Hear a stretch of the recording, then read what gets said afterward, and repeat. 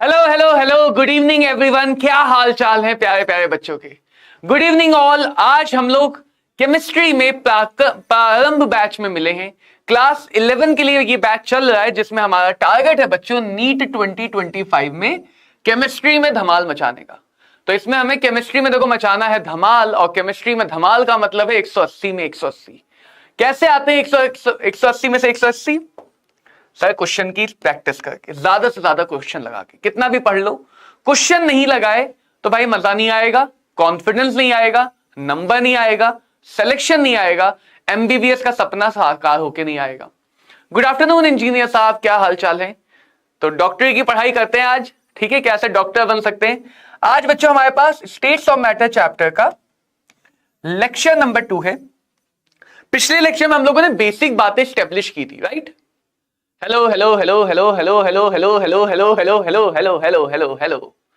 तो पिछले लेक्चर में हम लोगों ने बेसिक बातें स्टेब्लिश की थी कि गैस होती क्या है, आखिर कौन सी बला है गैस, ठीक है? गैस का प्रेशर क्या होता है, वॉल्यूम का मतलब क्या होता है। ये सारी बातें दोबारा जरूरत पड़ेंगी जब हम रियल गैस, वास्तविक गैसेस को समझेंगे।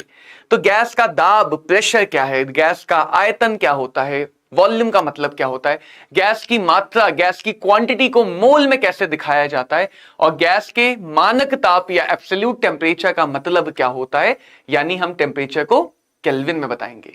और एक बहुत छोटी सी, लेकिन वो कहते हैं ना छोटी छोटी मगर मोटी बातें, एक बहुत छोटी सी लेकिन मोटी बात समझी थी, वो थी आइडियल गैस इक्वेशन, आदर्श गैस का समीकरण। समीकरण पहले लिख लेता हूं, फिर मैं तुम्हें समीकरण को समझाता हूं। पीवी बराबर NRT। अब ये समीकरण आया कैसे? तो बहुत सारे अलग अलग एक्सपेरिमेंट हुए, बहुत सारे अलग अलग प्रयोग हुए, जिनको हमने तुम्हारी फीलिंग्स की तरह नजरअंदाज कर दिया। जैसे कुछ लोग तुम्हारी फीलिंग्स पर नजरअंदाज करते हैं, वैसे हमने ये इक्वेशन आई कैसे, फिलहाल इस बात को कर दिया नजरअंदाज। क्यों कर दिया? क्योंकि इक्वेशन यूज करना ज्यादा इंपॉर्टेंट है। आज का हमारा टारगेट भी वही है, इक्वेशन को अच्छे से यूज कैसे करते हैं। तो इक्वेशन यूज करना सीखेंगे। Pressure, volume, mole, temperature.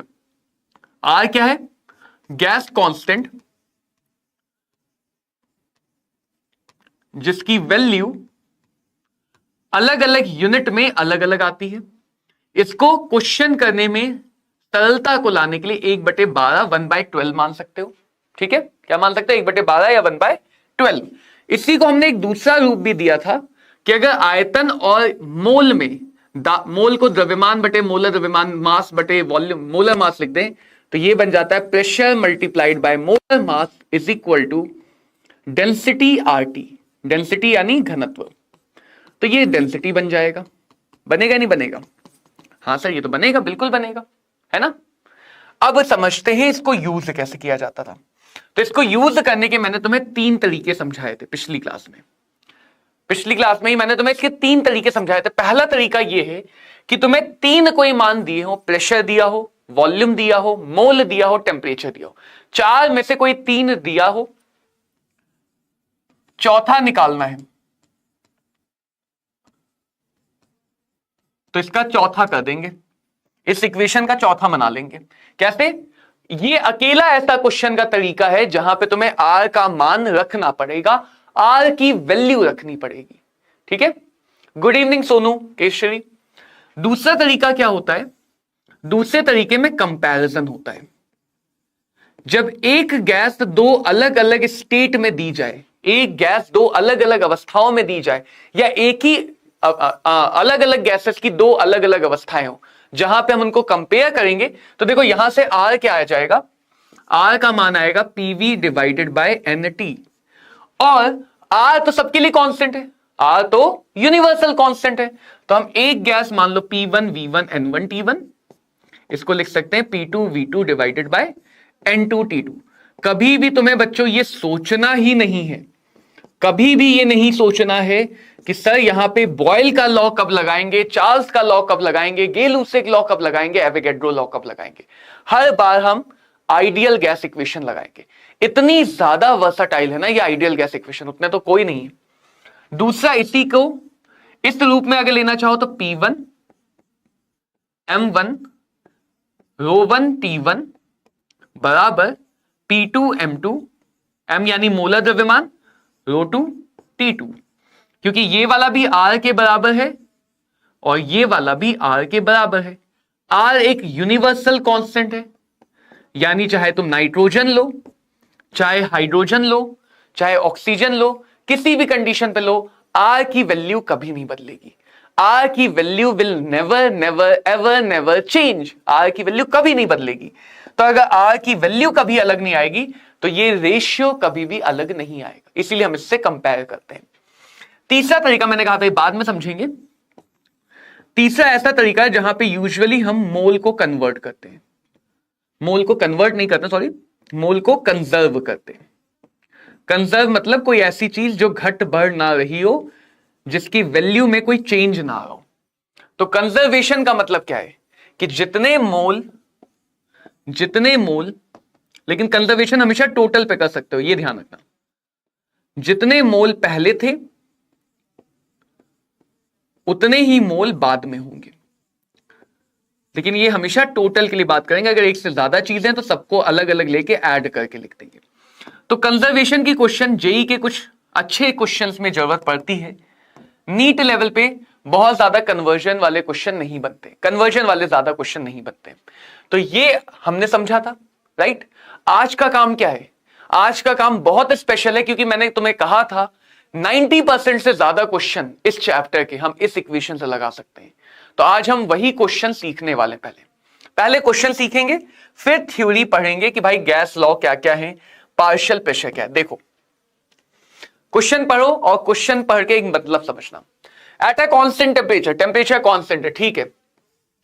What should be the percentage increase in pressure for a 5% decrease in the volume of gas.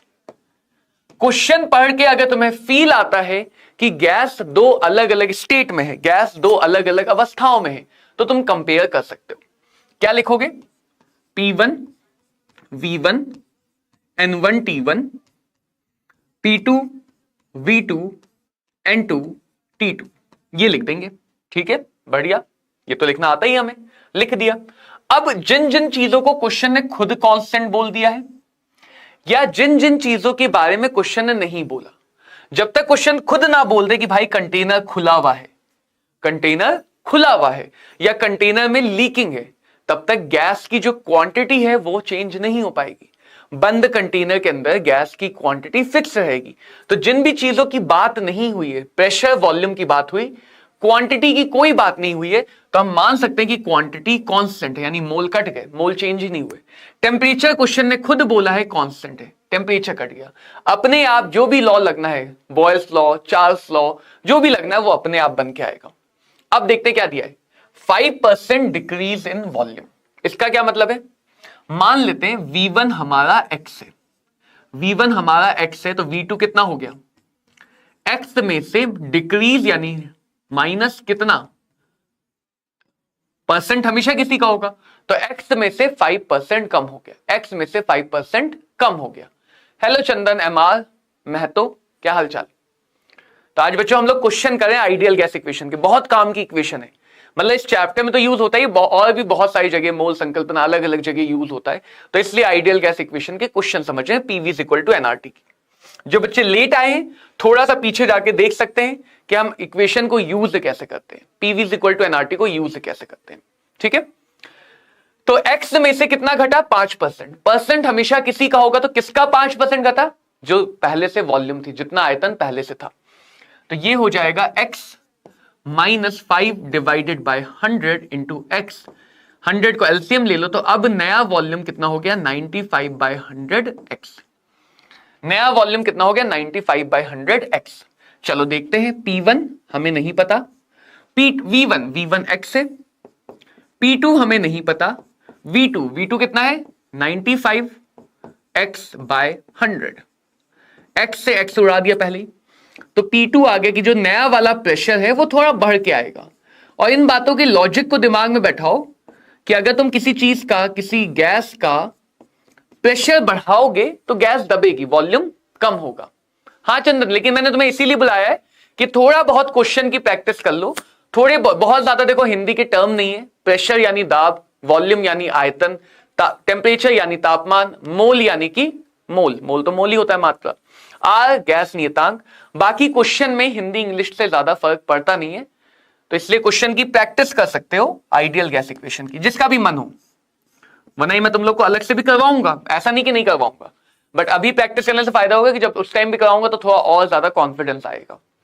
देखो क्या निकालना है, परसेंटेज इंक्रीज। तो जिस भी चीज का परसेंट निकालना होता है हमेशा वो लेते हैं, तो परसेंटेज हमें निकालना है कितना बढ़ा, तो कितना बढ़ा P2 minus P1, final minus initial. Divide या तो टोटल से करते हैं या इनिशियल से करते हैं। डिवाइड या तो टोटल से करेंगे या इनिशियल से करेंगे, मल्टीप्लाई बाय 100, ये वैल्यू निकालनी है। परसेंटेज चेंज का मतलब final minus initial divided by initial multiply by 100, अंतिम माइनस प्रारंभिक डिवाइडेड बाय प्रारंभिक मल्टीप्लाई बाय 100। तो P2 कितना है 100 बाय 95, P2 है ना 100 by 95, P1 minus P1 divided by P1 multiply by 100। चलो इसको थोड़ा सा इधर सॉल्व कर लेते, छोटा छोटा लिख लेंगे, छोटा छोटा लिखेंगे। 95 एलसीएम आएगा तो कितना आ जाएगा 5 bye 95, P1 100 divided by P1, P1 से P1 कटा 19, तो ये आ गया 100 बाय 19, जो थोड़ा सा बड़ा होगा 100 बाय 20 से, यानी कि 5% से थोड़ा सा बड़ा आंसर। 5% से थोड़ा सा बड़ा आंसर कौन सा है, ऑप्शन नंबर सी। कैलकुलेशन हमेशा हम अप्रोक्सीमेटेड करते हैं, राइट, कैलकुलेशन हमेशा हम अप्रोक्सीमेटेड करते हैं। अब समझो यहां पे तुम जब भी परसेंटेज इंक्रीज डिक्रीज है मत सोचो इंक्रीज या डिक्रीज, फाइनल माइनस इनिशियल करो। अगर पॉजिटिव आया, अगर पॉजिटिव आया तो इसका मतलब बढ़ा, अगर पॉजिटिव आया तो इसका मतलब बढ़ा, नेगेटिव आया तो इसका मतलब घटा, प्लस का मतलब बढ़ रहा है, माइनस का मतलब घट रहा है। तो इस तरह से PV is equal to NRT का यूज होता है, ठीक है।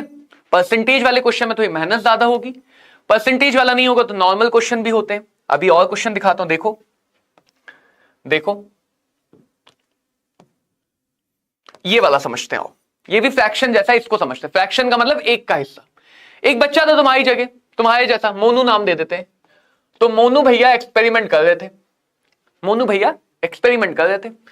उन्होंने कहा कि रिएक्शन मिक्सचर को राउंड बॉटम गोल आकार के डब्बे में 27 डिग्री पे रखना था, ऐसा टीचर ने बोला उन्हें। लेकिन मोनू भैया तो मोनू भैया, उनका ध्यान कहीं और ही था। उन्होंने क्या किया कि गलती से रख दिया आग के ऊपर, आग जला के बैठ गया, आग के ऊपर रख दिया। कुछ समय बाद उन्हें अपनी गलती का एहसास हुआ।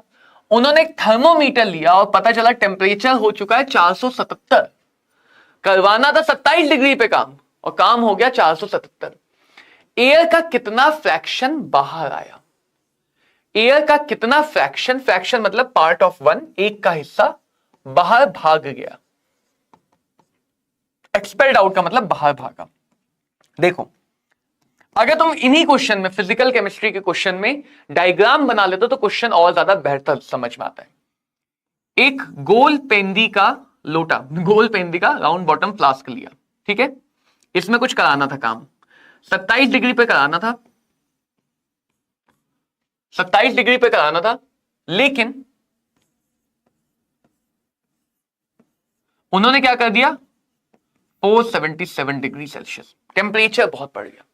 अब समझना, दो चार बातें इस क्वेश्चन में है जो कॉन्सेप्ट बन जाएंगी, दो चार बातें इसी क्वेश्चन में है जो कॉन्सेप्ट बन जाएंगे, जो यूज होंगे। तो पहले समझो, सबसे पहले हमें यह समझ के रखना है कि भाई जो टेम्परेचर रखा जाएगा जब भी, वो हमेशा केल्विन में रखा जाएगा। 27 + 2 73, तो ये आ गया 300 केल्विन। जो भी टेम्परेचर रखा जाएगा वो हमेशा केल्विन में रखा जाएगा। 273, 7 3 10, 7 7 14 1 15, 4 2 6 और 1 7, 750, ये आ गया टेम्परेचर केल्विन में। ठीक है, बात सबको क्लियर? जब तक मैं ये सब काम कर रहा हूं, जिसको क्वेश्चन समझ में आया वो क्वेश्चन सॉल्व करके आंसर निकाल के वेरीफाई कर लेगा बाद में। अब देखो P1,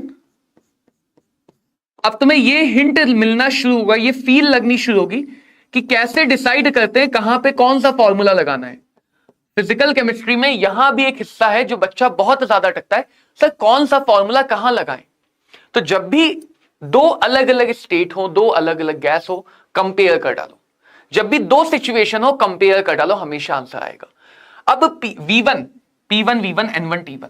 पहली बात, कंटेनर खुला हुआ है, खुद बोल रहा है एयर बाहर भागी, एयर अंदर से बाहर भागी। गर्म की तो एयर उड़ के बाहर चली गई। किसी चीज को गर्म करोगे तो काइनेटिक एनर्जी बढ़ेगी। तो एयर अगर बाहर भागी, इसका मतलब मोल तो चेंज हो रहे हैं, क्वांटिटी चेंज हो रही है, टेम्परेचर चेंज हो रहा है। प्रेशर का सोचो, खुला कंटेनर है, खुला कंटेनर बाहर से प्रेशर कौन लगाएगा? सराउंडिंग। अंदर से प्रेशर कौन लगाएगा? गैस। ये बात समझी थी? गैस हमेशा बाहर जाना चाहता है और सराउंडिंग हमेशा दबाना चाहता है। बाहर से प्रेशर कौन लगाएगा? Gas, sorry surrounding. अंदर से प्रेशर कौन लगाएगी? अंदर वाली हवा। अगर ये दोनों इक्वल नहीं हुए, अगर ये दोनों इक्वल नहीं हुए तो इसका मतलब गैस अंदर बाहर होती रहेगी। जब तक ये दोनों बराबर नहीं होंगे, ऊपर से ज्यादा हुआ तो गैस अंदर आने लगेगी, अंदर से ज्यादा हुआ तो गैस बाहर आने लगेगी।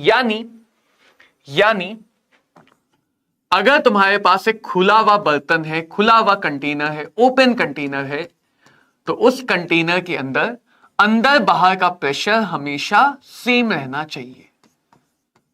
अंदर बाहर का प्रेशर सेम रहना चाहिए। और क्योंकि बाहर का प्रेशर हम आसानी से नहीं बदलते, बाहर का pressure most of the process में कांस्टेंट रहता है, तो अगर बाहर का प्रेशर कांस्टेंट है तो अंदर का प्रेशर भी कांस्टेंट होगा। ये बन गया कॉन्सेप्ट नंबर 1। ये बन गया कॉन्सेप्ट नंबर 1। दूसरी बात, कंटेनर की बात हो रही तो कंटेनर का ही साइज लेंगे, मतलब इतना ही जगह लेंगे, इसके अंदर की जगह ही लेंगे, ये नहीं कि बाहर की जगह भी ले लें।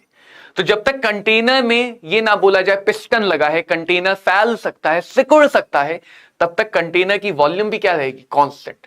यानी अगर ये कहा गया कि कंटेनर जब तक बोल ना दे नॉन रिजिड है, अगर कंटेनर रिजिड है तो वहां पे गैस का जो आयतन है, गैस की जो वॉल्यूम है, वो भी कांस्टेंट रहेगी। वो भी क्या रहेगी? कांस्टेंट। तो इसीलिए PV is equal to NRT के क्वेश्चन समझना जरूरी है, क्योंकि वो कॉन्सेप्ट बन जाते हैं, वही आगे चल के कॉन्सेप्ट बन जाते हैं। तो यहां पे जो पंगा था प्रेशर और वॉल्यूम का, वो चला गया। प्रेशर सेम, वॉल्यूम सेम, जो सेम वो कैंसिल, जो सेम वो कैंसिल। अब देखो N1 पहले कितना था नहीं पता, कोई बात नहीं। पहले टेम्परेचर कितना है? 300। N2 कितना है? पता नहीं। बाद में टेम्परेचर कितना है? 750। अब किसी को ये ना लगे सर ये तो डिवाइड में था, आपने ऊपर कैसे कर दिया? मैंने दोनों तरफ उल्टा कर दिया। अगर किसी को ये लग रहा है कि सर डिवाइड में थे, आपने ऊपर कैसे लिख दिया, तो मैंने इन दोनों को उल्टा कर दिया है। तो N2 आ गया, N2 आ गया 30 डिवाइडेड बाय 75 N1। अब देखो क्वेश्चन ने पूछा क्या है, क्वेश्चन ने पूछा क्या है? Fraction of air expelled, air का कितना अमाउंट बाहर की तरफ धकेला गया, जैसे स्कूल कॉलेज से एक्सपेल कर देते ना वैसे। N1 N2 क्या होता है? N1 N2 यही तो होता है मोल मात्रा, कितना मोल प्रेजेंट है। यानी पहले हमने माना हुआ है N1 प्रेजेंट है, बाद में माना हुआ है N2 प्रेजेंट है। N1 पहले था, बाद में N2 है, तो बाहर कितना गया सर? N2 minus N1। बाहर कितना गया? N2 minus N1। कितने में से बाहर गया? फ्रैक्शन ऑफ परसेंट में। हमेशा जिसका भी निकालना है वो ऊपर या तो नीचे टोटल आएगा या नीचे इनिशियल आएगा, हमेशा टोटल या इनिशियल। फ्रैक्शन है तो 100 से मल्टीप्लाई मत करो, फ्रैक्शन नहीं है परसेंट है तो 100 से मल्टीप्लाई कर दो। रखते हैं, N2 की वैल्यू है 30 divided by 75 minus N1 divided by N1। N1 common लेके कट जाएगा, 75 एलसीएम लोगे तो ये आएगा minus 45 divided by 75। Minus 45 divided by 75, 5 3 are 45, 5 5 are 75, यानी 3/5। निगेटिव क्या दिखा रहा है? निगेटिव दिखा रहा है घटा। निगेटिव क्या दिखा है? इतनी एयर घटी। कितनी एयर घटी? 3/5। कितनी घटी? 3/5 घटी। आंसर क्या आ गया? ऑप्शन नंबर सी। आंसर क्या आ गया? Option number C. ये मत सोचना सर ये क्वेश्चन तो बहुत लेंदी है, सर ये क्वेश्चन तो बहुत बड़े बड़े क्वेश्चन है, इतने सारे क्वेश्चन, इतना लंबी काम हम नीट में कैसे करेंगे। ये सारी चीज इसलिए बड़ी लग रही क्योंकि सारी एक एक बातें समझाई जा रही है। जब तुम समझ जाओगे तो तुम दो दो लाइन में क्वेश्चन करने लग जाओगे। PV is equal to NRT बहुत आसान लगेगा, अभी समझाई जा रही है। चलो परसेंट वाला बहुत नहीं करेंगे। देखो ऐसा क्वेश्चन भी देख लेते हैं। ऐसे क्वेश्चन में भी कॉन्सेप्ट बनाते हैं। एक मिक्सचर है जिसमें 3 मोल हाइड्रोजन 1 मोल नाइट्रोजन है, पूरी तरह से अमोनिया में कन्वर्ट हो गया। The ratio of initial and final volume under the same temperature and pressure would be. एक ऐसा बर्तन है हमारे पास, एंटीक पीस है भाई, डिजाइनर बर्तन है। इस बर्तन में 1 मोल नाइट्रोजन के हैं और 3 मोल, यही लिखा ना मैंने सही है, 1 मोल नाइट्रोजन के हैं और 3 मोल हाइड्रोजन के। क्वेश्चन कह रहा है ये पूरा का पूरा रिएक्ट करके बन गया अमोनिया, पूरा का पूरा रिएक्ट करके बन गया ammonia. Same temperature pressure, temperature same, pressure same. तो ये एक तरह से स्टोइचियोमेट्री का क्वेश्चन बना है। रिएक्शन हो रही है, क्या हो रही है? रिएक्शन हो रही है। नाइट्रोजन और हाइड्रोजन की रिएक्शन क्या होती है? ये रिएक्शन होती है। देखो कॉन्सेप्ट क्या बनता है,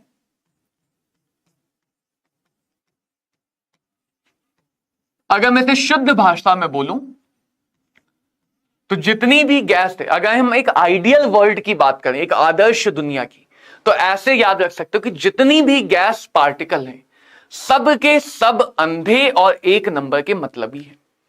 जितने भी गैस पार्टिकल हैं सब के सब अंधे और एक मतलब के मतलबी हैं। कहने का मतलब एक गैस पार्टिकल को अपने आसपास की दुनिया में कोई भी दूसरा गैस पार्टिकल ना दिखाई देता है, ना उससे कोई फर्क पड़ता है। ना ही कोई गैस पार्टिकल दिखाई देगा और ना ही कोई गैस पार्टिकल से फर्क पड़ेगा। क्यों मैं बोल रहा ऐसा? क्योंकि हम मान के चलते हैं कि गैसेस के बीच का अट्रैक्शन फोर्स 0 है। तो अगर एक गैस पार्टिकल बगल से निकल भी गया तो उस पर कोई अट्रैक्शन नहीं, कोई रिपल्शन नहीं। अगर ये भी मान के चलते हैं कि गैस के पार्टिकल का साइज बहुत छोटा होता है, लगभग 0, यानी अगर गैस पार्टिकल वहां पे प्रेजेंट भी है तो आसपास किसी को भी उसके होने का एहसास नहीं होगा। वो रहे ना रहे किसी को कोई मतलब नहीं। तो इसको मैं बोलता हूं, ये चीज समझाने के लिए ऐसे बोलता हूं कि गैस सारे के सारे अंधे हैं और एक नंबर के मतलबी हैं, उनको एक दूसरे से फर्क ही नहीं पड़ता है। या सारी गैस पार्टिकल इंडिपेंडेंट, मतलब PV is equal to NRT को तुम चाहो मिक्सचर अगर है, एक गैस पे लगाओ चलेगा, 2 गैस पे एक साथ लगाओ चलेगा, 3 गैस पे एक साथ लगाओ चलेगा, सारी गैसेस पे एक साथ लगा दो चलेगा, एक गैस पार्टिकल पे लगा लो तो भी चलेगा। तो जैसे तुम्हें अच्छा लगे वैसे PV is equal to NRT लगाओ। जैसे तुम्हें अच्छा लगे बच्चों वैसे ही PV is equal to NRT लगा लो, कोई रोक नहीं है इसमें, कोई रोक नहीं कि PV is equal to NRT में ये नहीं कर सकते वो नहीं कर सकते। गैस है बस इतना ही काफी है। गैस है तो PV is equal to NRT लगा सकते हो, गैस नहीं है तो ऑब्वियसली गैस की दुनिया के नियम लिक्विड सॉलिड में थोड़ी लगाएंगे। ये बन गया एक अगला कॉन्सेप्ट, इसको नंबर 3 नाम दे देते हैं आज का कॉन्सेप्ट।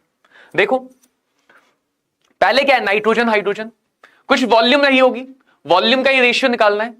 तो पहले मैं लगाता हूं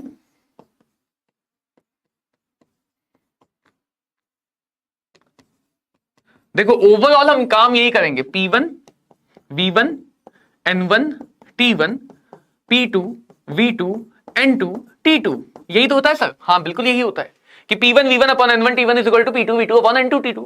P1 और T1 सेम है, जो सेम है वो कटा, P1 P2 T1 T2 कटा, V1 upon N1 V2 upon N2। हाँ सर ये भी होता है, V1 इनिशियल मान रखा है, V2 फाइनल मान रखा है।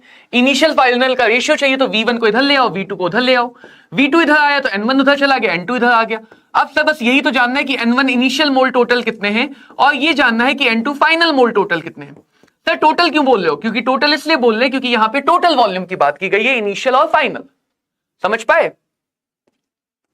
कि P1 V1 upon N1 T1 comparison क्यों कर रहे हैं? क्योंकि 2 अलग अलग स्टेट की बात है। पहले टोटल कितने मोल हैं? 4। पहले टोटल कितने मोल हैं? 4। ये बात के लिए स्टोइचियोमेट्री कि इसका 1 है इसका 3 है तो अमोनिया कितना बनेगा? इसका 1 है, ये तो मैं आसान दे रखा है वरना हम इसको स्टोइचियोमेट्री लगा लेते। इसका 3 है, दोनों लिमिटिंग है तो अमोनिया कितना बना पाएंगे? 2। तो इनिशियल मोल कितने हैं? 4। फाइनल मोल कितने हैं? 2। रेशियो कितना आ गया? Initial mole divided by final, 2/1, ratio कितना आ गया 2:1। ऑप्शन क्या आ गया, आंसर सी। तो कंपैरिजन मेथड बच्चों हर जगह काम करता है। कंपैरिजन मेथड हर उस जगह काम करता है जहां पे गैस की दो अलग अलग स्टेट है। समझ पाए, जहां पे गैस की दो अलग अलग स्टेट है। अब इसको डिटेल में समझते हैं, और डिटेल में समझते हैं। जितना डिटेल में समझेंगे उतना अच्छा।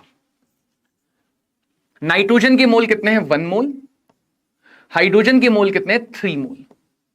तो अगर इनिशियल में टोटल प्रेशर ले लूं, सब कुछ टोटल ले लूं, यानी पूरे मिक्सचर को एक मान के चल रहा हूं, गैस को जब फर्क ही नहीं तो मैं क्यों अलग अलग करूं इनको, जब इनमें आपस में कोई भेदभाव नहीं है तो हम इनके बीच में फूट और दरार क्यों डालें। टोटल मोल कितने हो गए 3 + 4, मोल को जोड़ सकते हैं। PV = nRT। फिर जब अमोनिया बन गया तो रिएक्शन से समझ जाएंगे स्टोइचियोमेट्री से कि अमोनिया बनने के बाद नाइट्रोजन कितना बचा 0। लिमिटिंग रिएजेंट लगाना चाहो वो भी लगा लो, जो बचा उसको ले लेंगे। हाइड्रोजन कितना बचा 0, अमोनिया कितना बचा 2 मोल। यहां पे नहीं था लिमिटिंग इसलिए जरूरत नहीं, वरना अगर लिमिटिंग होगा तो भी हम ये कर लेंगे।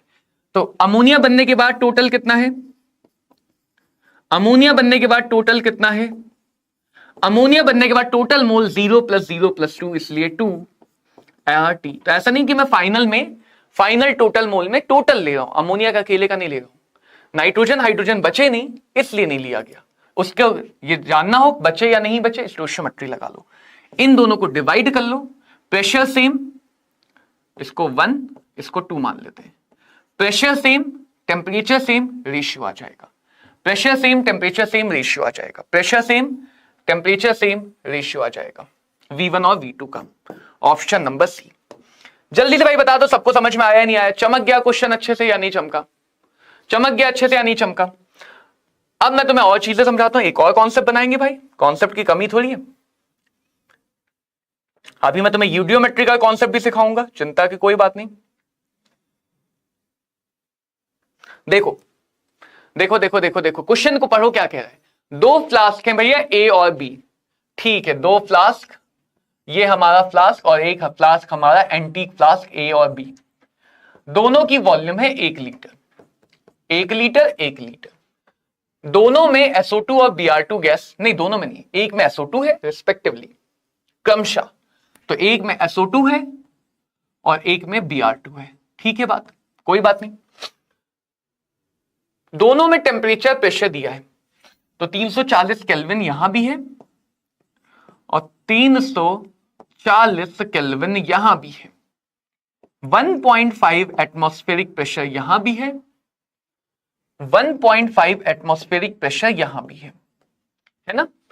अगर number of Br2 molecule in flask B is n, अगर यहां पे n मॉलिक्यूल्स हैं तो क्वेश्चन जानना चाहता है फ्लास्क A में एटम्स कितने होंगे, फ्लास्क A में एटम्स कितने होंगे, ये क्वेश्चन तुमसे पूछ रहा है। सबसे पहले तो हमें क्वेश्चन की लैंग्वेज देखनी थी, वो हमें दिख गई। क्वेश्चन हमसे ये पूछ रहा है, क्या पूछ रहा है सर, एटम। थोड़ा सा ध्यान देना। पहली चीज, इस क्वेश्चन को करने का पहला मेथड, मैं तुम्हें एक से ज्यादा मेथड इसलिए सिखा रहा हूं ताकि तुम्हारी जो आईज हैं वो खुल जाए। क्वेश्चन में ऐसा नहीं है कि रटा रटाया एक मेथड है वही सीखना है। क्वेश्चन को जैसे तुम समझ पाओ और जैसे समझ के PV = nRT लगा पाओ वैसे बढ़िया। PV = nRT, हाँ सर ये तो अच्छे से समझ में आता है, ये तो अब बढ़िया से समझ में आता है कि PV = nRT है। P सेम, हाँ ये भी दिख रहा है, दोनों का प्रेशर सेम बोला है। V सेम, मैंने क्या किया, जो भी बात लिखी तो उसको डायग्राम में लिख दिया ताकि तुम्हें सामने आसानी से सब दिखाई। V same, pressure same, temperature same. Sir 3 चीजें तो ऑलरेडी सेम है, R तो सेम होता ही है। अगर 3 चीजें ऑलरेडी सेम है तब तो मोल भी सेम हो जाएगा। 3 चीजें ऑलरेडी सेम है तो मोल भी सेम हो जाएगा, यानी जितने मोल SO2 के हैं उतने ही मोल Br2 के होंगे। और मोल सेम है तो मॉलिक्यूल भी सेम होगा, क्योंकि मोल और मॉलिक्यूल में सिर्फ Na का ही तो अंतर है। तो जितने मोल अगर सेम है तो हम कह सकते हैं अगर n मॉलिक्यूल्स Br2 के हैं तो n मॉलिक्यूल्स ही SO2 के होंगे। अब यहीं पे वो शक्तिमान स्टाइल में ठहर जाओ इसी पॉइंट पे समझ के शक्तिमान वाली तरह से रुक जाओ, ठहरो। यहां तक की बात तो चमकनी चाहिए पहले कि सर अगर प्रेशर सेम है, वॉल्यूम सेम है, टेम्परेचर सेम है, तो मोल भी सेम होंगे, क्योंकि PV is equal to NRT में चार चीजें तो सेम हो गई, तो पांचवा अपने आप सेम हो गया। मोल सेम है तो मोल बराबर होता है n bye Na। Mole same है तो नंबर ऑफ मॉलिक्यूल भी सेम होंगे। अगर तुम क्वेश्चन में आंसर n करोगे गलत हो जाएगा। बस इतना सा क्वेश्चन तुम्हारे साथ खेल गया। वो चीज डायग्राम में अच्छे से लिखी, लैंग्वेज पढ़ोगे तो मिस हो सकता है, क्योंकि n आया आंसर और तुमने n पे टिक कर दिया, पहला ऑप्शन बनता ही ऐसे सिली मिस्टेक वाला। n नहीं, क्वेश्चन ने जो तुमसे पूछा है वो पूछा है नंबर ऑफ एटम्स, मॉलिक्यूल नहीं पूछा है, एटम पूछा है। एक SO2 में एक और तीन, टोटल 3 एटम्स हैं। एक SO2 में 3 एटम है, ये तुम्हारे लिए रेड फ्लैग है, इस पे ध्यान देना। एक SO2 में 3 एटम है तो n मॉलिक्यूल में कितने होंगे? 3n, त्रिगुना हो जाएंगे, 3n एटम्स होंगे। और जानबूझ के उस ऑप्शन को बिल्कुल लास्ट में छुपा के रखा है ताकि बच्चे को पहला ऑप्शन दिखे, बच्चा कह रहे वाह आंसर आ गया, टाइम बचा लेता हूं, अगले क्वेश्चन पर बढ़ जाता हूं, और तुम्हारी आंखों के सामने +4 -1 बन जाएगा। तुम्हारी आंखों के सामने ही +4 -1 बन जाएगा। सबको समझ में आ गई ये बात? बढ़िया से चमका या नहीं चमका? तो एक तरीका तो ये था कि हमने पीवी इक्वल टू एनआरटी को कंपेयर किया। दूसरा तरीका क्या है? वही आसान सा। अब एक तरीका देख लिया, एक तरीका समझ लिया, तो दूसरा तरीका तो मैं लगा सर आप तो वही बात बोल रहे हो, बट एक्चुअल में अलग अलग है। P1 V1 upon N1 T1, comparison हर बार P2 V2 by N2 T2। एक बार फॉर्मूला लगाया SO2 के लिए, एक बार लगाया Br2 के लिए। अलग अलग गैसेस हो तो भी कंपेयर करो, एक गैस अलग अलग बात पे हो तो भी कंपेयर करो। P सेम नहीं सेम होता, किसी के मन में डाउट आएगा सर अगर यहां सेम ना होता तब कैसे करते आप? तब मैं ऐसे करता। प्रेशर अलग होता तो अलग रख देता, सेम है तो सेम रख देता। बोल देते कि एक जगह का प्रेशर दुगना है तो दुगना रख देता 2x, एक जगह का वॉल्यूम आधा है तो आधा रख देता x/2। तो जो कंडीशन दी होती है उससे कर देते। V1 V2 same, T1 T2 same, सब सेम हो गया तो N1 बराबर N2। इसका मतलब मोल हो जाएगा number of SO2 divided by Avogadro, number of Br2 molecule divided by Avogadro number. Avogadro कटा, ये n दिया हुआ है, ये रिजल्ट आ गया, इसके बाद मोल एनालिसिस, इसके बाद मोल एनालिसिस। ये मेथड नंबर 2 है। मेथड नंबर 2 ज्यादा अच्छा होगा। अगर हमें किसी क्वेश्चन में प्रेशर, वॉल्यूम, टेम्परेचर अलग देते तो N1 N2 में कुछ रिलेशन आ जाता, मान लो दुगना आ जाता। Br2 के n है तो इसके डबल हो जाते, Br2 के मान लो तिगुना आ जाता, Br2 के n है तो इसके 3 गुने हो जाते। तो वो रिलेशन लेके हम आगे सॉल्व कर लेते। बस यहां पे सिली मिस्टेक इस जगह पे ध्यान देने की है, जितने भी मॉलिक्यूल आएंगे उसके 3 गुने एटम होंगे SO2 के अंदर, क्योंकि SO2 के हर एक मॉलिक्यूल में 1 सल्फर 2 ऑक्सीजन, टोटल 3 एटम है। बताया नहीं कौन सा एटम तो टोटल एटम निकालेंगे, बताया नहीं गया कौन सा एटम तो टोटल एटम निकालेंगे। तो क्वेश्चन के थ्रू बच्चों तुम्हारा कॉन्सेप्ट बनता चला जाएगा। एक और क्वेश्चन, कंपैरिजन। कहने को तो यही है कि सब क्वेश्चन में कंपैरिजन है, क्वेश्चन समझना है। 1 litre carbon monoxide same temperature pressure पे मिक्स कर दी, what is the relation between the masses of 2 gas in the mixture? इतना इतना इतना इतना मिक्स कर दी, मासेस का रिलेशन क्या है? ठीक है, मिक्स करने से पहले की बात दी है, जो हमें बातें दी हैं वो मिक्स करने से पहले की दी है कि मिक्स करने से पहले इतना CO है, इतना मीथेन है, सेम टेम्परेचर प्रेशर पे मिला दिया गया। यानी यहां पे 1 लीटर कार्बन मोनोऑक्साइड, यहां पे 1.75 litre methane, pressure temperature same रखते हुए मिला दिया। मिलाने के बाद नई जगह ले लेंगे। हमें जो बात दी है मिलाने से पहले दी है तो मिलाने से पहले दोनों के मासेस। सोचो ऐसा तो नहीं होगा ना कि इस गैस गई मास बढ़ गया घट गया, मास तो नहीं बदलेगा। जब तक कंटेनर में भरने या निकलने की बात ना करें मास तो नहीं बदलेगा, हां से मास तो नहीं बदलेगा। तो एक P1 V1 N1 T1 carbon monoxide के नाम, एक P2 V2 N2 T2 carbon, sorry not carbon, methane के नाम, मेथेन के नाम। क्वेश्चन खुद बोल रहा है चिल्ला चिल्ला के, same pressure same temperature, same pressure same temperature पे मिलाया, जो सेम उसका सफाया। V1 कितना है, 1 लीटर है सर, N1 पता नहीं, V2 कितना है 1.75, N2 पता नहीं, N2 को इधर ले आते हैं 1.75 N1, N1 कार्बन मोनोऑक्साइड का है और ये कार्बन के मीथेन का है। रिलेशन चाहिए मास का, रिलेशन चाहिए मास का, अभी आया मोल का। हम ये तो बोल पाएंगे अब कि मोल जो है वो मीथेन के ज्यादा है, कार्बन मोनोऑक्साइड के कम है, मोल मीथेन के ज्यादा है, कार्बन मोनोऑक्साइड के कम है। मास पे जाते हैं तो मास मीथेन का, मोल की जगह लिख सकते हैं mass divided by molar mass. Methane का मोलर मास 16, इसका molar mass 28, mass divided by molar मास। 4 से कट जाएगा, 4 चौका 16, 4 सत्ते 28, तो ये आ जाएगा 5 चौक 20, 7 चौक 28 और 2 30, 4 एकम 4, 3 7, 7.00 डिवाइडेड बाय 7। तो खुद तुम्हें मिल रहा है, बड़ा मिलता तो ज्यादा बोल देते, छोटा मिलता तो छोटा बोल देते, बराबर मिल रहा तो बराबर बोलेंगे। यानी दोनों कंटेनर में कुछ ऐसा तालमेल बैठ गया कि मास बराबर है, कुछ ऐसा तालमेल बैठा कि मास क्या है, बराबर है, मास क्या है, बराबर है। समझ पाए सब लोग, समझ पाए? छोटा सा क्वेश्चन, नीट लेवल का छोटा सा क्वेश्चन, डेंसिटी की बात हो रही, बहुत देर से हम पीवी इक्वल टू एनआरटी पे, अब density equation, density of oxygen lowest. तो पीवी इक्वल टू एनआरटी का ही दूसरा रूप है, प्लास्टिक सर्जरी कराता है ये, तो ये बन जाता है पीएम रो आरटी, डेंसिटी में बन जाता है।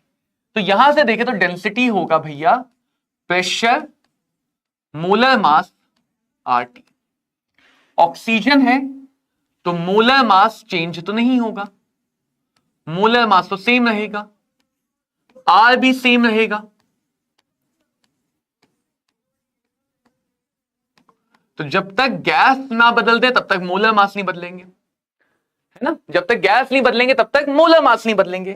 अब क्वेश्चन जानना चाह रहा है कि भाई डेंसिटी सबसे कम कहां पे होगी। डेंसिटी को लो करने के लिए प्रेशर क्या होना चाहिए, प्रेशर कम होना चाहिए, डायरेक्टली प्रोपोर्शनल है, तो ये कम तो ये भी कम, टेम्परेचर के साथ इनवर्सली है, तो ये कम तो ये ज्यादा। तो वो ऑप्शन चुन के निकालो, सब में सॉल्व करने मत लग जाओ, मूर्खता नहीं करनी है। ये नहीं कि हर ऑप्शन में सॉल्व करके डेंसिटी निकालेंगे, वो ऑप्शन ढूंढ के निकालो जहां प्रेशर कम है भाई। 2 2 1 1, 2 कटा 2 कटा, सफाया। वो ऑप्शन ढूंढ के निकालो जहां पे टेम्परेचर ज्यादा है, 273 293, ये ज्यादा है, आंसर आ गया सी। इस कंडीशन पे डेंसिटी सबसे कम होगी, इस कंडीशन पे डेंसिटी सबसे कम होगी।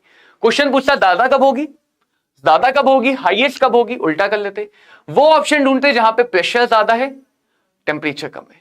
तो इस ऑप्शन में डेंसिटी इन चारों में से सबसे ज्यादा होगी, इस ऑप्शन में डेंसिटी इन चारों में से सबसे कम होगी। तो डेंसिटी के लिए भी तरीका सेम रहेगा, पीवी इक्वल टू एनआरटी को उतने ही खुले हाथ से खुले मन से इस्तेमाल कर सकते हो जितना तुम पीवी इक्वल टू एनआरटी को करते हो। सिर्फ डेंसिटी और मोलर मास के टर्म्स में बात होती है, यहां पे मोल और वॉल्यूम के टर्म्स में बात होती है, इतना अंतर आता है, सिर्फ इतना अंतर आता है। देखो देखो एक और बढ़िया सा क्वेश्चन, फिर थ्योरी पे आते हैं। बाकी क्वेश्चन तुम्हारे लिए आज होमवर्क रहेंगे।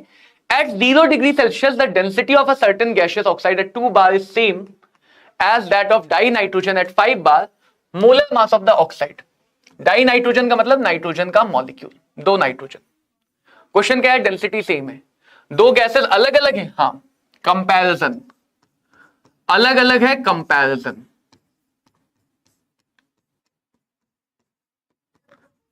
डेंसिटी में कंपैरिजन ऐसे करते हैं, पहले को दे देते हैं ऑक्साइड के लिए, दूसरे को दे देते हैं, कौन सी गैस है दूसरी, नाइट्रोजन। अरे ये तो हवा में मिल जाती है, ई गैस तो हवा में बतेरी है। क्या सेम है, 0 डिग्री सेल्सियस, टेम्परेचर नहीं बदला, टेम्परेचर सेम, जो सेम काट दिया, जो सेम काट दिया। डेंसिटी भी सेम है, कट गया। प्रेशर ऑक्साइड का कितना है? 2 बार। ऑक्साइड का मोलर मास क्वेश्चन निकलवाना चाहता है। प्रेशर नाइट्रोजन का कितना है? 5 बार। यूनिट को थोड़ा देख लिया करो, यूनिट सेम रहनी चाहिए, ज्यादातर क्वेश्चन में सेम रहती है। नाइट्रोजन का मोलर मास कितना है सर? 28। तो मोलर मास ऑक्साइड का कितना आ गया सर? 70 ग्राम पर मोल। क्या बहुत आसानी से आ गया? आया तो है बहुत आसानी से। आसानी से आया तो चमक भी गया होगा आसानी से, बिल्कुल सूरज की तरह चमका होगा, है ना? क्लियर? चल, बढ़िया है, बढ़िया है सर, बढ़िया है, समझ में आ रहा है। क्वेश्चन और लगेंगे और अच्छे से समझ में आएगा, क्वेश्चन कम लगेंगे कम समझ में आएगा, लेकिन अभी हमें बढ़िया से समझ में आ रहा है। देखो, कुछ ऐसे क्वेश्चन भी रहते हैं, इनको हम वैसे तो यूडियोमेट्री बोलते हैं, कि 3 लीटर का गैस का मिक्सचर है प्रोपेन और ब्यूटेन का, जलाने पे इतना CO2 मिला, कॉम्पोजिशन क्या है? जलाने पे इतना CO2 मिला, कॉम्पोजिशन क्या है? इसके लिए शायद ये बात मैंने बोली है, नहीं बोली तो अभी बोल देना कि जो स्टोइचियोमेट्री है, रस समीकरण मति, इसको बच्चों तुम लोग मोल पे लगा सकते हो। मोल पे लगा सकते हो तो जो जो मोल के प्रोपोर्शनल है, गैस की वॉल्यूम पे लगा सकते हो, गैस के प्रेशर पे लगा सकते हो, क्योंकि PV is equal to NRT से देखो तो मोल प्रोपोर्शनल है P और V के। तो जो जो बातें मोल के प्रोपोर्शनल हैं उन पे तुम सीधे सीधे लगा सकते हो, मास पे नहीं लगा सकते हो। क्यों नहीं लगा सकते हो? क्योंकि मास में मोलर मास बदल जाएगा। तो इतना समझ के रखना होता है रस समीकरण मति के बारे में। 2 रिएक्शन है, चलो दोनों रिएक्शन लिख लेते हैं। C3H8 जलाया गया ऑक्सीजन के साथ, जब भी मिक्सचर हो इट्स ऑलवेज बेटर कि रिएक्शन को अलग अलग लिखें। दूसरा क्या है? ब्यूटेन है, जलाया गया ऑक्सीजन के साथ CO2 और H2O बना। क्लियर सबको? इतना तो समझ में आ गया होगा, है ना? इतना सबको समझ में आ गया होगा। बैलेंस कर लेते हैं, रस समीकरण मति के लिए बैलेंस करना जरूरी है। 6 4 10, तो यहां 5 आ जाएगा, 4 दूनी 8 5 13, यहां पे 13/2 आ जाएगा। सिंपल सा। देखो, 3 लीटर जो है वो टोटल है, मान लेते हैं ये X लीटर है, ये Y लीटर है, ये हमने एज्यूम किया, मान लिया। कैसे लगाएंगे समझो। ये रिएक्शन नंबर 1, ये रिएक्शन नंबर 2। तो 1 में अगर मैं देखूं, मैं वॉल्यूम पे सीधे लगा रहा हूं, तो वॉल्यूम पे सीधे कैसे लगेगी? CO2 का वॉल्यूम चाहिए, तो याद है ना स्टोइचियोमेट्री, जिसका चाहिए उसका कोएफिशिएंट 3, जिससे निकालने उसका कोएफिशिएंट 1। अब वॉल्यूम पे सीधे लगाया तो पहले हम मोल रखते थे, अब मोल की जगह वॉल्यूम रख देंगे। उसकी वॉल्यूम कितनी? X litre. रिएक्शन नंबर 2 से, रिएक्शन नंबर 2 से CO2 की वॉल्यूम कितनी आएगी? 4। C4H10 का कोएफिशिएंट 1, इसकी वॉल्यूम मैंने कितनी मानी? Y litre. तो यहां से आ गया 3X, यहां से आ गया 4Y। जो हमें दिया है वो टोटल दिया है कि टोटल CO2 कितना बना? 10 लीटर। तो गैस के लिए वॉल्यूम एनालिसिस डायरेक्टली कर सकते हैं बिना STP पे गए। गैस के लिए वॉल्यूम के एनालिसिस डायरेक्टली कर सकते हैं बिना STP पे गए। ये टोटल वॉल्यूम कितनी दी है? 10 लीटर। ये टोटल वॉल्यूम कितनी दी है? 10 लीटर। ये टोटल वॉल्यूम कितनी दी है सर? 3 लीटर। 3 ही दी है ना? हाँ। तो हमें पहली चीज जो दी है कि X प्लस Y बराबर 3 लीटर है। दूसरी चीज दी है 3X प्लस 4Y बराबर 10 लीटर।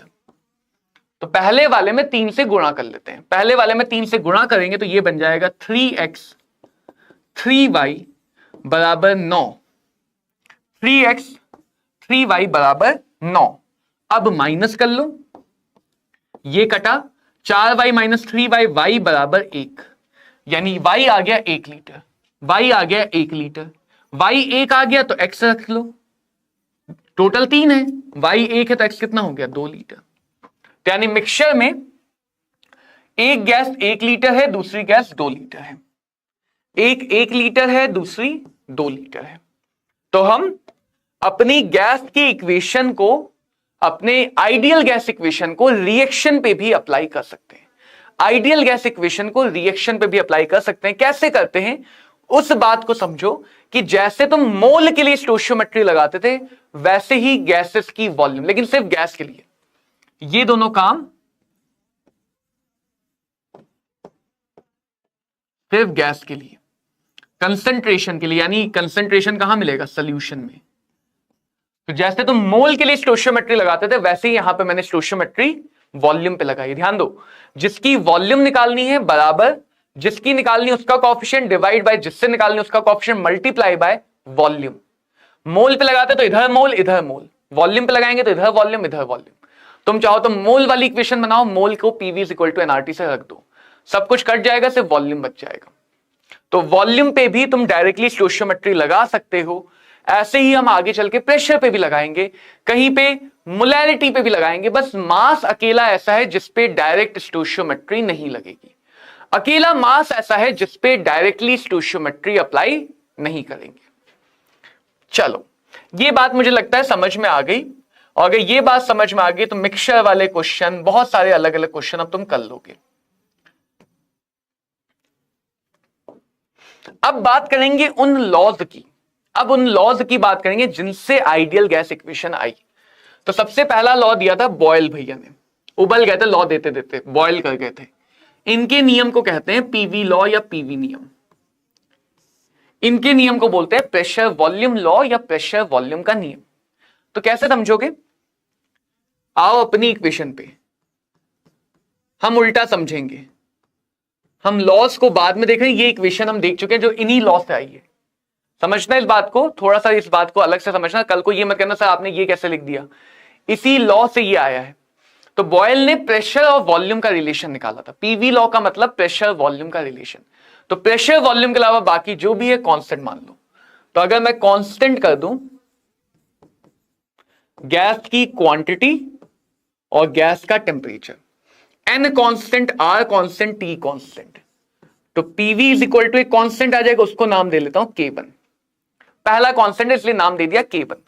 तो यहां से मैं लिख सकता हूं, यह भी बॉयल का नियम है कि प्रेशर और वॉल्यूम का प्रोडक्ट कांस्टेंट मोल और टेम्परेचर पर कांस्टेंट होता है। या ऐसे भी लिख सकता हूं P बराबर K1 डिवाइडेड बाय V। तो इसको ऐसे भी लिख सकता हूं कि जो P है वो वॉल्यूम के इनवर्सली प्रोपोर्शनल है। ये बॉयल के नियम का ओरिजिनल रूप है। K1 की वैल्यू, K1 एक कांस्टेंट है लेकिन इसकी वैल्यू कितनी है? nRT। तो K1 की वैल्यू आगे जाके बॉयल को नहीं, बॉयल ने नहीं बताई थी, लेकिन आगे जाके बाद में पता चला K1 की वैल्यू nRT है, जिससे ये इक्वेशन बनी। तो बॉयल ने लॉ क्या दिया? बॉयल ने अपना एक्सपेरिमेंट किए, उन एक्सपेरिमेंट से क्या बातें समझाई वो अब मैं लिख दे रहा हूं। सारे लॉ को ऐसे ही लिखेंगे। At constant temperature and for fixed quantity of gas. इस अंग्रेजी भाषा का मतलब यही है कि मोल और टेम्परेचर कांस्टेंट है। Fixed quantity of gas, volume of gas, volume of gas is inversely proportional. Volume of gas is inversely proportional to its gas की वॉल्यूम इनवर्सली प्रोपोर्शनल है किससे? गैस के प्रेशर से। गैस के प्रेशर से, gas के pressure से inversely proportional है। तो ये कहलाता है हमारा बॉयल का लॉ। और ये बहुत लॉजिकल सी बात है, इसको बॉयल ने ऑब्जर्वेशन करके निकाला कि जब भी तुम किसी गैस पे प्रेशर बढ़ाओगे तो वॉल्यूम कम होगी, वॉल्यूम बढ़ाओगे तो प्रेशर घटेगा, प्रेशर बढ़ाओगे तो वॉल्यूम कम होगी, वॉल्यूम बढ़ाओगे तो प्रेशर कम होगा। दोनों रिवर्स काम करेंगे। कब? लेकिन ये वैलिड कब है? जब टेम्परेचर और गैस की क्वांटिटी यानी मोल फिक्स हो। टेम्परेचर और मोल अगर चेंज नहीं हो रहे तो ये बात वैलिड है, वरना इनवैलिड, वरना तो पीवी इक्वल टू एनआरटी। इसीलिए मैं फिर से बोल रहा हूं, लॉ सिर्फ थ्योरी के लिए। अगर कोई क्वेश्चन स्पेसिफिकली बॉयल लॉ पे आए तब तुम्हें काम करना है, वरना न्यूमेरिकल में go for PV is equal to NRT all the time. Numerical में always go for PV is equal to NRT, हमेशा PV is equal to NRT पे जाएंगे। ठीक है, देखो देखो कैसे जाते हैं। देखो तो दो तरह से बोल सकते हो कि PV is equal to constant, ये K1 लिख लेता हूं, या बोल सकते हो P is equal to K1 by V। तो हम कुछ छोटे छोटे ग्राफ बना लेते हैं। एक ग्राफ बनाते हैं पीवी का प्रेशर के साथ। समझना इक्वेशन क्या कह रही है कि P बढ़ाओगे तो V घटेगा, V बढ़ाओगे तो P घटेगा, ये कह रही इक्वेशन। पहले इक्वेशन की लैंग्वेज को दिमाग में बैठा लो। P बढ़ाओगे तो V घटेगा, V बढ़ाओगे तो P घटेगा। P और V उल्टा काम करेंगे, P बढ़ाओगे तो V घटेगा, V बढ़ाओगे तो P घटेगा, उल्टा काम करेंगे। लेकिन तुम P को अगर दुगना करोगे तो V आधा हो जाएगा, V को दुगना करोगे P आधा हो जाएगा। हर बार ऐसे बदलेंगे कि इनको मल्टीप्लाई करने पे कांस्टेंट आए, इनको मल्टीप्लाई करने पे कांस्टेंट है। तो हमेशा ध्यान रहो, जब भी तुम ग्राफ बना रहे हो, सबसे पहले ग्राफ में क्या देखते हो? सबसे पहले ग्राफ में क्या देखते हो? अगर सबसे पहले तुम ग्राफ में ये देखते हो तो तुम गलत काम करते हो। सबसे पहले ग्राफ में देखे जाते हैं एक्सेस। सबसे पहले ग्राफ में क्या देखा जाता है? एक्सेस, कि भैया y की जगह पे क्या लिखा है? y की जगह पे लिखा है पीवी। x की जगह पे क्या लिखा है? x की जगह पे लिखा है p। कोई इक्वेशन पकड़ो, जो भी इक्वेशन से रिलेट करना चाहते हो उस इक्वेशन में रख दो। तो पीवी की जगह में y लिख सकता हूं, तो इक्वेशन बन गई y is equal to K1। यानी एक ऐसा ग्राफ आएगा जहां पे y एक्सिस की वैल्यू बदलेगी नहीं, चाहे x की कोई भी वैल्यू कर दो। क्योंकि बच्चे सोचते हैं सर p बदलेंगे तो p भी बदलेगा, नहीं बदलेगा। p बदलेंगे तो p भी बदलेगा, नहीं बदलेगा। p बदलोगे तो v बदलेगा, और p इंटू v घट घुटा के उतना ही आ जाएगा। तो p बदलोगे तो pv नहीं बदलेगा, pv का मान कांस्टेंट रहेगा। तो y बराबर K1, यानी तुम इस एक्सिस पे कितना भी आगे पीछे चले जाओ, इस एक्सिस पे कितना भी आगे पीछे चले जाओ, इस एक्सिस पे ऊपर नीचे नहीं जा पाओगे। मान लो ये वाला पॉइंट है K1 पॉइंट, मान लो ये वाला पॉइंट है K1 पॉइंट, तो चाहे तुम इस एक्सिस पे कितना भी आगे पीछे चले जाओ, आगे पीछे जाओगे, लेकिन इस एक्सिस पे ऊपर नीचे नहीं जा सकते हो। तो अगर मैं पीवी का P के साथ ग्राफ बनाऊं तो वो एक ऐसी लाइन आएगी।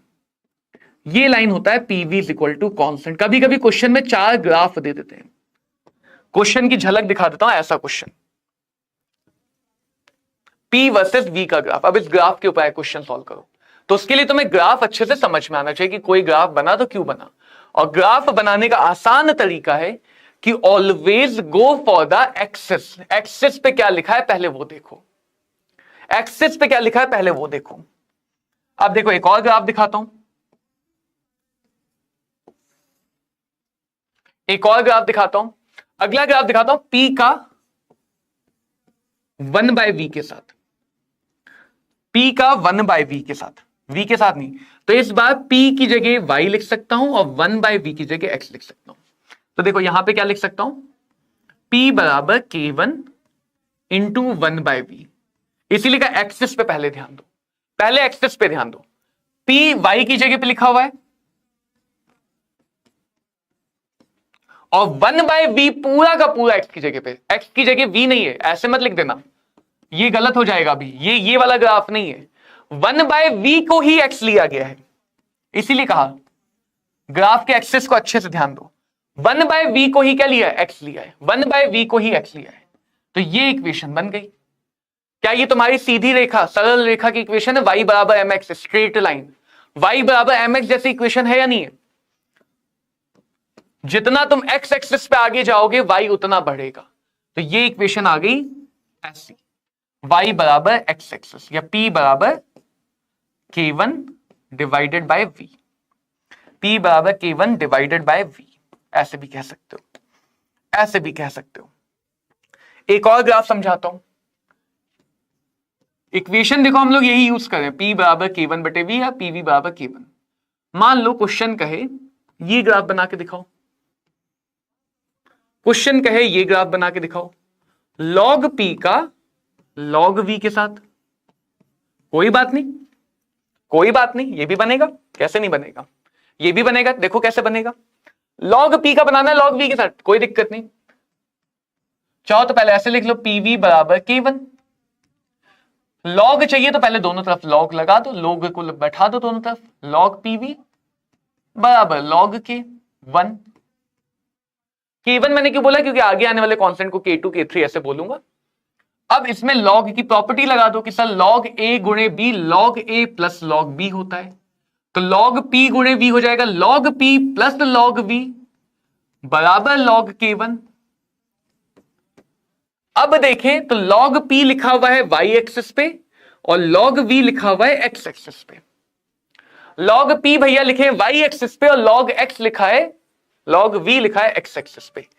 तो क्या बन जाएगा y प्लस x बराबर कोई नंबर है। इसको ऐसे भी लिख सकते हैं y बराबर log K1 माइनस x। इसकी भी तुलना कर लो y बराबर mx प्लस c से। ये इंटरसेप्ट होता है, ये y अक्ष पे अनुलंब होता है, इंटरसेप्ट y अक्ष का -1 यानी जो इसका स्लोप है, जो ढलान है वो -1 है, निगेटिव ढलान है, तो पॉजिटिव वैल्यू पे कट करेगा, पॉजिटिव वैल्यू पे कट करेगा और नीचे की तरफ आता हुआ ग्राफ होगा। हाँ बिल्कुल होगा, ऐसा ग्राफ आ जाएगा, पॉजिटिव वैल्यू पर कट करेगा और नीचे की तरफ ग्राफ आएगा। बिल्कुल सही बात है सर। एक और ग्राफ बना लेते हैं PV is equal to constant से। यह है इक्वेशन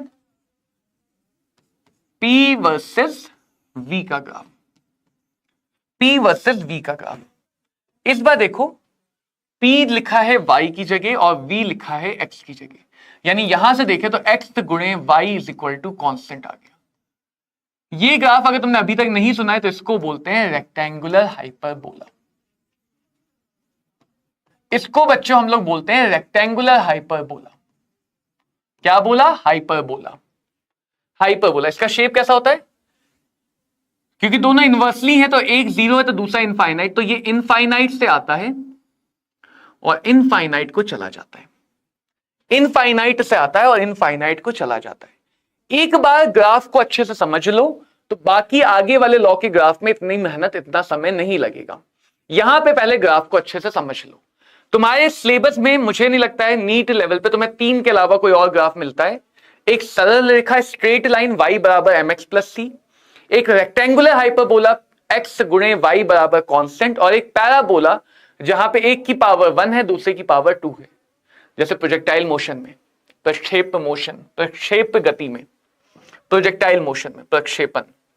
देखो अब दूसरी बात पे आते हैं। ग्राफ में टेम्परेचर बढ़ा दिया, मान लो मैंने दोबारा से प्रयोग किया किसी ज्यादा बड़े टेम्परेचर पे, तो ग्राफ में ऐसे भी क्वेश्चन आते हैं कि टेम्परेचर बढ़ाया तो क्या हुआ, टेम्परेचर घटाया तो क्या हुआ।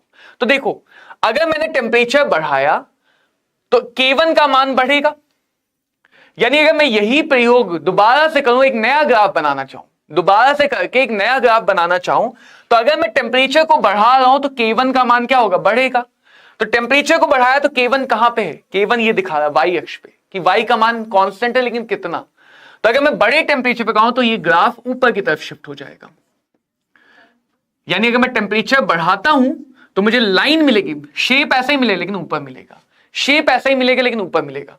यहां पे K1 क्या है? यहां पे K1 ढलान है, यहां पे K1 क्या है? K1 यहां पे ढलान है, स्लोप है। तो यहां पे अगर टेम्परेचर बढ़ाए तो ग्राफ क्या होगा? ग्राफ शेप यही रहेगा, सरल रेखा, स्ट्रेट लाइन। लेकिन अगर ये T1 टेम्परेचर पे बनाया, ये T2 टेम्परेचर बनाया, तो T2 ज्यादा होगा T1 से। तो पहले हमें हर जगह, हर इक्वेशन में ग्राफ समझना है, फिर उस ग्राफ पे जो कांस्टेंट चीजें उनको बदलने का क्या असर होगा, किसी कांस्टेंट वैल्यू को बदलने का क्या असर होगा, उसके लिए तुम्हें जानना पड़ेगा कि वो कांस्टेंट वैल्यू कहां दिख रही है। यहां पे कांस्टेंट वैल्यू यहां पे है, y अक्ष पे कितना है, यहां पे कांस्टेंट वैल्यू ढलान है, कितना झुका हुआ है, ये जो tan थीटा है, जो स्लोप होता है, ये हमारा K1 है। इसी तरह यहां पे अगर मैं K1 को बढ़ाऊंगा, मान लो ये ग्राफ T1 टेम्परेचर पे है, तो शेप ऐसा ही रहेगा, रेक्टेंगुलर हाइपरबोला, लेकिन वो मूल बिंदु ओरिजिन से दूर चला जाएगा। तो टेम्परेचर बढ़ाने पे ग्राफ इधर की तरफ धक्का खाएगा। तो जो भी कांस्टेंट चीजें हैं उनको बढ़ाने का क्या इफेक्ट होता है वो समझना है। आई थिंक सबको समझ में आ गया। बॉयल्स लॉ के लिए सबसे मेन ग्राफ यही वाला है, रेक्टेंगुलर हाइपरबोला, और दूसरा मेन ग्राफ ये वाला है। तो ये दो तो तुम्हें अच्छे से आने चाहिए। बाकी वो क्वेश्चन में तुमसे अलग अलग प्रकार के ग्राफ बना सकते हैं, वो तुम्हें ऑप्शन देख के डिसाइड करना होगा कौन सा ग्राफ क्वेश्चन जानना चाह रहा है, क्वेश्चन कौन सा ग्राफ जानना चाह रहा है। जैसे देखो, अब क्वेश्चन सिंपल है, अब क्वेश्चन सिंपल है। तीन आइसोथर्म है, T1 T2 T3, तीन अलग अलग टेम्परेचर पर। आइसोथर्म मतलब ऐसे ग्राफ जो कांस्टेंट टेम्परेचर पर बनाए जाते हैं। तो बॉयल्स लॉ के सारे ग्राफ आइसोथर्म कहलाते हैं।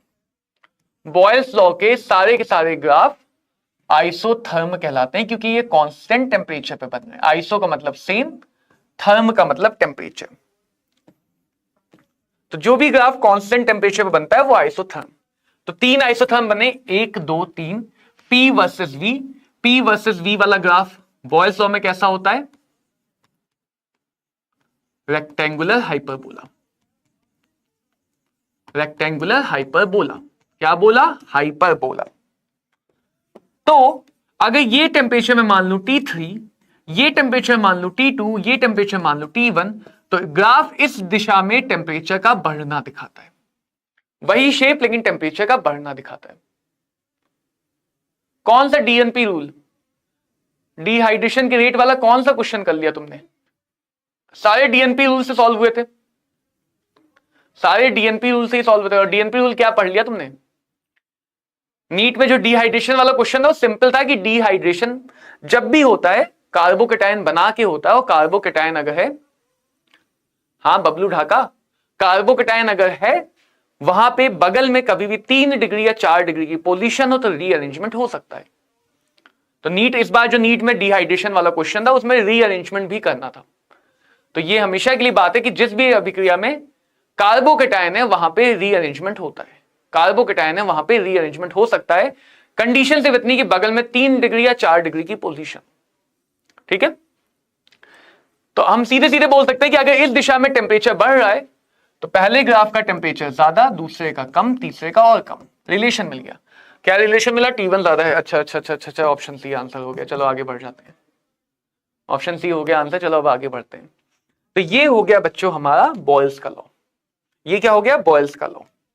क्लियर है बबलू? समझ में आई बात?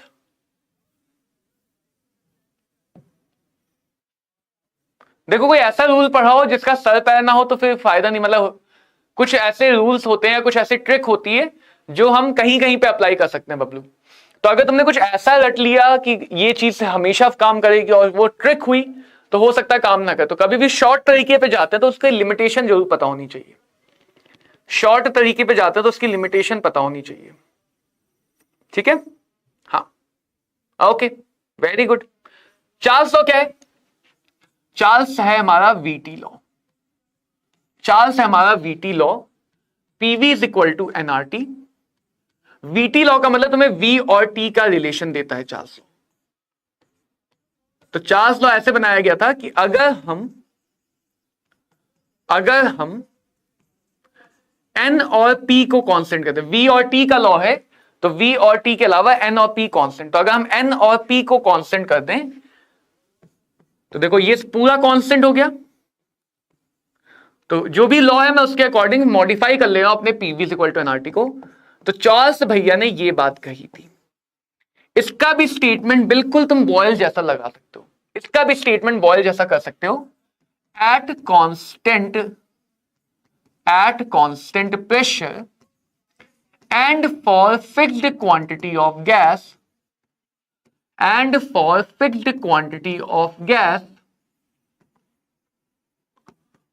volume of a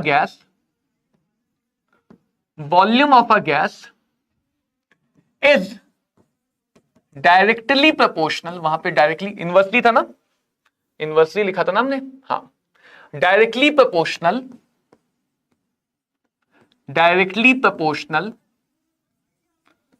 to its, directly proportional होता है किसके?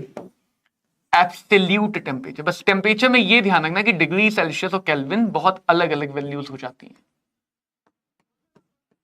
तो चार्ल्स लॉ का जो वॉल्यूम पे डिपेंडेंस है वो टेम्परेचर पे, कि जो एब्सोल्यूट टेम्परेचर है उसके तो तुम डायरेक्टली कह सकते हो, डिग्री सेल्सियस वाले में डायरेक्टली नहीं। तो सिंपल सा मतलब क्या कहता है, टेम्परेचर बढ़ाओगे, टेम्परेचर बढ़ाओगे तो वॉल्यूम बढ़ेगी, वॉल्यूम बढ़ाओगे तो टेम्परेचर बढ़ेगा, अगर प्रेशर कांस्टेंट है तो। अगर प्रेशर कांस्टेंट है तो देखो, वाई एक्सिस पे वी लिखा है, एक्स एक्सिस पे टी लिखा है। जो भी कांस्टेंट प्रेशर पे ग्राफ बनते हैं उनको हम आइसोबार कहते हैं, उनको हम आइसोबार कहते हैं। आइसोबार मतलब ऐसा ग्राफ जो कांस्टेंट प्रेशर पे काम करता है। तो ये y बराबर mx की लाइन है, y बराबर mx की लाइन है, तो ऐसी लाइन आएगी मान लो किसी प्रेशर P1 पे। इस लाइन का स्लोप देखोगे तो स्लोप K2 दिखा रहा है, इस लाइन में स्लोप क्या दिखा रहा है, स्लोप दिखा रहा है K2। सिर्फ इतना देख लो कि y और x पे क्या लिखा है, उसकी जगह y और x रख दो, तुम्हारा ग्राफ हर बार बन जाएगा। फिजिक्स में, केमिस्ट्री में जहां भी ग्राफ में दिक्कत आ रही तुम्हें, सिर्फ एक्सिस पे देख लो y और x पे क्या रखा है, उनकी जगह y और x रखो, तुम्हें कोई ना कोई स्टैंडर्ड इक्वेशन दिख जाएगी, कोई ना कोई स्टैंडर्ड इक्वेशन दिख ही जाएगी, पॉसिबल ही नहीं कि ना दिखे। अब देखते हैं कि अगर हम K2 को देखें तो K2 आया है NR/P की जगह, K2 आया है NR/P की जगह, है ना। तो अगर मैंने P को बढ़ाया तो K2 घटेगा, K2 घटने का मतलब स्लोप घटेगा। तो अगर मैं एक और ग्राफ देख लूं जो ऐसा है, तो जितना ज्यादा प्रेशर पे ग्राफ बनाओगे, जितने ज्यादा प्रेशर पे ग्राफ बनाओगे वो उतना नीचे होगा। चार्ल्स लॉ में इस डायरेक्शन में प्रेशर बढ़ता है, यानी अगर तुम चार्ल्स लॉ के किसी ग्राफ को ज्यादा प्रेशर पे बनाओगे तो उसका प्रेशर ज्यादा होगा, तो उसका ग्राफ का जो स्लोप है वो कम हो जाएगा। प्रेशर ज्यादा होगा तो ग्राफ का स्लोप कम हो जाएगा। क्लियर है सबको कि अगर प्रेशर ज्यादा होगा तो चार्ल्स लॉ के ग्राफ का स्लोप कम हो जाएगा। चार्ल्स से बहुत मिलता जुलता है गे-लुसेक लॉ, जिसे बोलते हैं पीटी लॉ। फिर से आ जाओ, PV is equal to NRT. PT law का मतलब P और T के बीच का डिपेंडेंस देता है, यानी N और V कांस्टेंट है, तो इसकी लैंग्वेज हो जाएगी at constant volume for fixed quantity of gas. ये अगर कांस्टेंट है तो मैं लिख सकता हूं P बराबर NR divided by V T, तो P बराबर K3T। तो गे-लुसेक लॉ कहता है for a constant volume, for a constant volume fixed amount of gas, fixed amount of gas, pressure of the gas is directly proportional to absolute temperature. Pressure of the gas is directly proportional to absolute temperature. Volume constant रखते हो, temperature बढ़ाओगे pressure बढ़ेगा, volume constant रखोगे, temperature बढ़ाओगे तो pressure बढ़ेगा, pressure constant रखोगे तो temperature बढ़ाओगे तो volume बढ़ेगा। यानी टेम्परेचर बढ़ाने से या तो P बढ़ेगा या V बढ़ेगा। वो इक्वेशन आइडियल गैस भी बता रही है, आइडियल गैस भी सेम बात बता रही है। तो कैसी लाइन आ जाएगी, स्ट्रेट लाइन आएगी ये भी, किसी कांस्टेंट वॉल्यूम V पे। तो जो कांस्टेंट वॉल्यूम पे ग्राफ बनता है उसे कहते हैं आइसोकोर, जो कांस्टेंट वॉल्यूम पे ग्राफ बनता है उसे कहते हैं आइसोकोर। देखो K3 की हमने किसकी जगह रखा है, NR/V की जगह, V बढ़ेगा तो K3 घटेगा, यानी स्लोप घटेगा। तो इसमें भी चार्ल्स की तरह इस डायरेक्शन में वॉल्यूम बढ़ता है। तो ऐसे जैसा भी बॉयल का एक क्वेश्चन दिखाया ना, वैसे क्वेश्चन गे-लुसेक लॉ, चार्ल्स लॉ के बनते हैं कि दो तीन ग्राफ बना के दे दिया, बताओ P1 P2 P3, V1 V2 V3 को कंपेयर करो। दो तीन ग्राफ बना के दे दें और तुमसे P1 P2 P3 V1 V2 V3 इन सबका कंपैरिजन करा ले। तो बॉयल लॉ में ग्राफ को अच्छे से समझा है, चार्ल्स गे-लुसेक में सेम चीज को फॉलो करना है। केमिस्ट्री में तो खास करके तुम्हें स्टैंडर्ड इक्वेशन मिल जाएगी, कहीं कहीं फिजिक्स में हो सकता ना मिले, वरना 90% तो मुझे लगता है फिजिक्स में भी मिल जाएगी। अगला आता है एवोगैड्रो, चौथा और आखिरी लॉ एवोगैड्रो लॉ, जिसे बोलते हैं वीएन लॉ। फिर से PV is equal to NRT, इसमें ग्राफ नहीं बनता है। वी और एन का लॉ है, कांस्टेंट, कांस्टेंट क्या करेंगे, P और T को, P और T कांस्टेंट, तो आ जाएगा RT divided by P N, मतलब जो कांस्टेंट उनको एक ब्रैकेट में कर लेता हूं, बाकी सब, तो V प्रोपोर्शनल टू N। तो इसका मतलब जिस गैस के मोल ज्यादा उस गैस की वॉल्यूम ज्यादा, जिस गैस की वॉल्यूम ज्यादा उस गैस का मोल ज्यादा। अगर अलग अलग गैसेस को कांस्टेंट प्रेशर टेम्परेचर पर रखते हो, वॉल्यूम और मोल डायरेक्टली प्रोपोर्शनल है। तो स्टेटमेंट ऐसा है, equal moles of all gases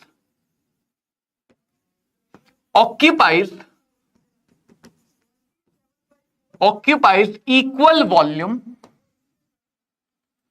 at constant pressure and temperature। और इसी बात को अगर ध्यान से सोचो तो इसी बात को हम चैप्टर नंबर 1 में करते थे कि 1 मोल पे कोई भी गैस ले लो, 1 मोल की कोई भी गैस ले लो, सबके मोल बराबर, STP सबका टेम्परेचर प्रेशर बराबर, तो सबकी वॉल्यूम बराबर है। यानी गैस के अगर मोल बराबर हैं, ये इक्वेशन यही तो बता रही, गैस के मोल बराबर हैं तो उन गैसेस की वॉल्यूम भी बराबर होगी, चाहे वो छोटी गैस हो चाहे वो बड़ी गैस हो। तो गैस के बराबर मोल इक्वल जगह घेरते हैं, ये बात एवोगैड्रो ने अपने एक्सपेरिमेंट से बताई, जिसको हम जगह जगह यूज करते हैं। यानी चाहे नाइट्रोजन आए, अमोनिया आए, मीथेन आए, छोटी गैस आए, बड़ी गैस आए, अगर गैसेस के मोल बराबर हैं, गैसेस का प्रेशर टेम्परेचर बराबर है, तो उस गैस की वॉल्यूम भी बराबर होगी। इसीलिए हम जब चैप्टर 1 में यूज करते हैं 1 मोल किसी भी गैस का 1 मोल 22.4 लीटर की वॉल्यूम लेता है, अगर टेम्परेचर स्टैंडर्ड और प्रेशर स्टैंडर्ड हो तो हर गैस का 1 मोल इक्वल वॉल्यूम लेगा। तो किसी भी गैस को ले लो, मोल बराबर है तो वॉल्यूम बराबर है, अगर प्रेशर टेम्परेचर सेम है। इसी को बोलते हैं एवोगैड्रो लॉ। तो स्टेटमेंट थोड़ा सा अलग है, मतलब वही है। तो ये सारी रिलेशन जो भी हमने लैंग्वेज लिखा ना, सारा रिलेशन साइंटिस्टों ने अलग अलग एक्सपेरिमेंट से निकाला। इन्हीं सबको मिला के हमने क्या बना दिया, PV = nRT। इन्हीं सबको मिला के हमने बना लिया PV = nRT। इसीलिए कभी कभी PV = nRT को कंबाइंड गैस लॉ भी कहा जाता है। सारे एक्सपेरिमेंट को कंबाइन करके बनाया गया, सारे एक्सपेरिमेंट को कंबाइन करके बनाया गया।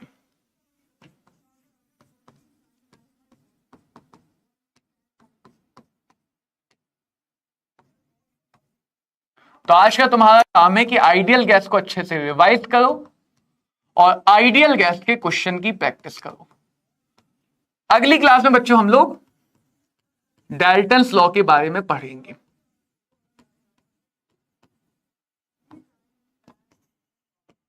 अगली क्लास में हम लोग डाल्टन्स लॉ के बारे में पढ़ेंगे, काइनेटिक थ्योरी ऑफ गैसेस पढ़ेंगे और आइडियल गैस, यानी इस चैप्टर का जो फर्स्ट 50% है उसको खत्म करेंगे, फर्स्ट 50% को खत्म कर लेंगे। तो मिलते हैं बच्चों अगली क्लास में, ऐसे ही मन लगा के पढ़ते रहो। Thank you everyone, have a great day, bye bye all, Tata.